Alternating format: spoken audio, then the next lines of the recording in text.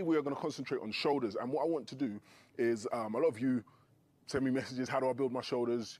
You know, you see my routines, you see the little stuff that I put on Instagram, and you know, you want a full, complete program to build your shoulders. How do I get big delts like you? How do I get big traps like you, etc., etc.? What I'm going to do is I'm going to share with you 5 components to build your shoulders, and that is, 1, you need a compound exercise to start. So I'm going to go through all the compound exercises you can choose to really work on your shoulders. Once you've done your compound, you're going to want to hit your delts from all different angles. So we have the front delt, we have the medial delt, and we have the posterior delt at the back. What we're going to do is we need an exercise for each of those. Start with a compound that's using all the muscles at the same time, big lift, and then we're going to target the deltoids from all angles. So you're going to choose one exercise from the compound category, you're going to choose one exercise for your front delts, one exercise for your medial delt, and one exercise for your rear delt, and we're going to finish off with traps.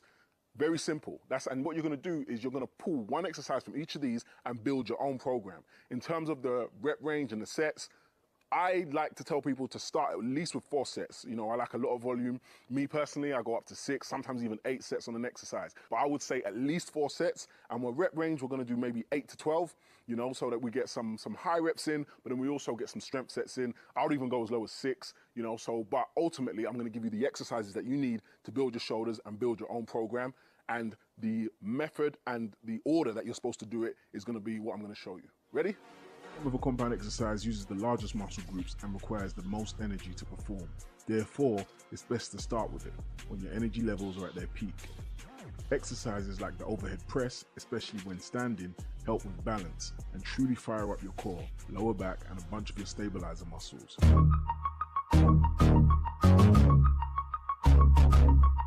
Once you've completed your compound movement, you're going to select an exercise to target those anterior delts. Front raises, how you grip the weight can make a big difference in how effective you make the movement. Using a neutral grip instead of a pronated grip eliminates any twisting motion of the wrist as you bring the weight up, which keeps your hands and forearms in a neutral position, which means less strain on the wrists and less chance of injury.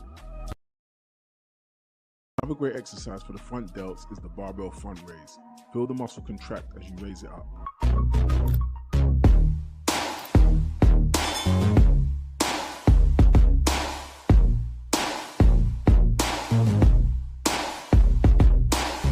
Any movement that involves raising your arms up in front of you against the resistance, be it cables, dumbbells, or a barbell, will effectively target the anterior deltoids. Next, we need to target our medial deltoids with a lateral movement.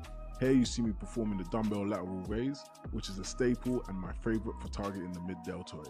From Gym 80 is awesome if you can get your hands on it. However, there are similar lateral raise machines you can find in many local gyms.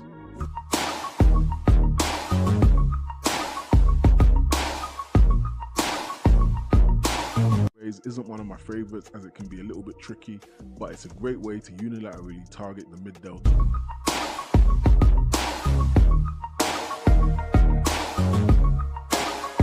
My personal favorite is Facebook. Engage your shoulder blades as much as possible in the motion, and at the top of the movement, pause for a second before turning to the start position.